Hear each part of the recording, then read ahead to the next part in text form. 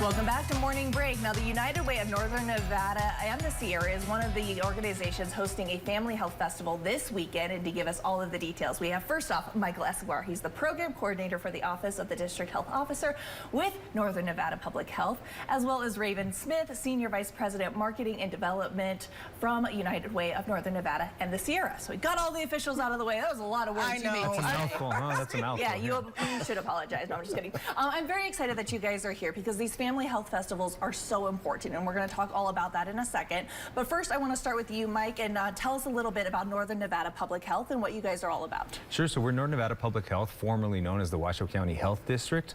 So we are the health district for Washoe County, and among the many services that the health district offers and helps with, Family Health Festival is an initiative that we help lead, and of course that's what this interview is, what we're going to talk about. Yeah. Family Health Festival and the many services that that'll help connect people with medical services, direct services, basically anything community assistance related.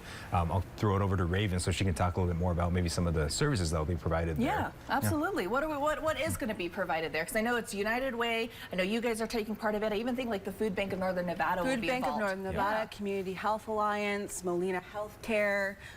There's 8 different partners that are part of this collaborative effort. We're going to be doing vision screenings, back-to-school immunizations, haircuts, blood pressure checks, pretty much everything that you kind of wanted to do like annually, you can do at this particular festival on site with the vendors that are going to be there. Yeah, the mission is really connecting people with healthcare services and healthcare related services. So we call them the MCOs, the people that connect people with Medicaid will be there. So people that maybe are uninsured, underinsured, that'll be a good opportunity to get information and get signed up with that. It'll be a good opportunity to apply for things like energy assistance, SNAP, formerly known as food stamp benefits, and basically anything, like Ravyn was saying, anything related to health and wellness. It's a one-stop shop. Yeah, and I think that's so important because your guys are kind of going to the people. I mean, this is something that, I mean, it could take a week to get all of these things checked off your list, and you're able to do it all at one place, especially when you're thinking of like the kiddos. They don't want to go to the doctor's office, right? You know, so why not make it fun? Yeah, and in addition, we're going to be having back-to-school supplies that are sponsored by Molina.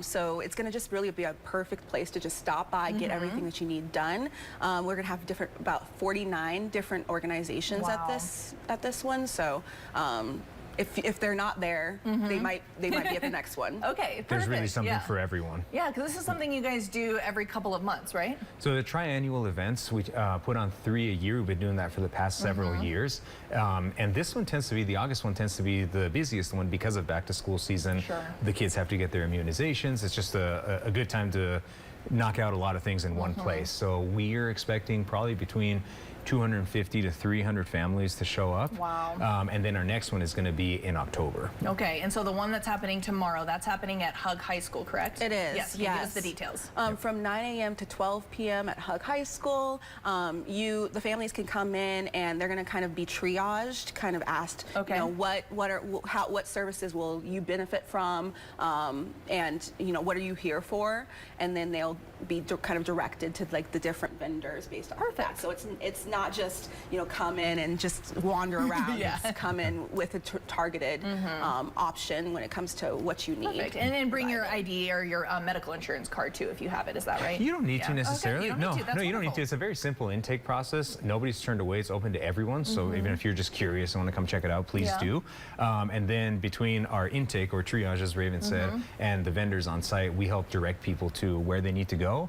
We encourage people to linger around and, you know, kind of talk to the vendors and see what they might learn and glean from that. I love it. And then are there going to be some fun aspects as well there? Yeah, we're going to have, you know, United Way is going to try to have some bubble wands. Okay. You know, I love that. I do love me some bubble wands. Bubbles, and you know, it's always good to kind of like have like watch out other vendors. Sure. There might be some bubbles flying, but it's just kind of like trying to provide more of a festival fair atmosphere for something that, usually kind of seems like a little beleaguered and just something that's a little hard to do. And what really sets this festival apart from some of the other ones is its emphasis on direct services. So there are people providing just general information and community resources like that you might see at a regular community fair, but here they can get services on the spot. So maybe some basic vision screening, basic hearing tests, of course, haircuts like Ravyn mentioned.